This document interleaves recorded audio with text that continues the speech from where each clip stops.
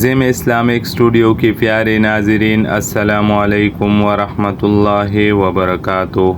نبی کریم صلی اللہ علیہ وآلہ وسلم نے فرمایا، جو شخص جمعے کے دن غسل کرے اور خوب اچھی طرح پاکی حاصل کرے اور تیل استعمال کرے یا گھر میں جو خوشبو میسر ہو استعمال کرے، پھر نماز جمعہ کے لیے نکلے اور مسجد میں پہنچ کر دو آدمیوں کے درمیان نہ گھسے، پھر جتنے ہو سکے نفل نماز پڑھے اور جب امام خطبہ شروع کرے تو خاموشی سے سنتا رہے، اس کے اس جمعے سے لے کر دوسرے جمعے تک سارے گناہ معاف کر دیے جاتے ہیں۔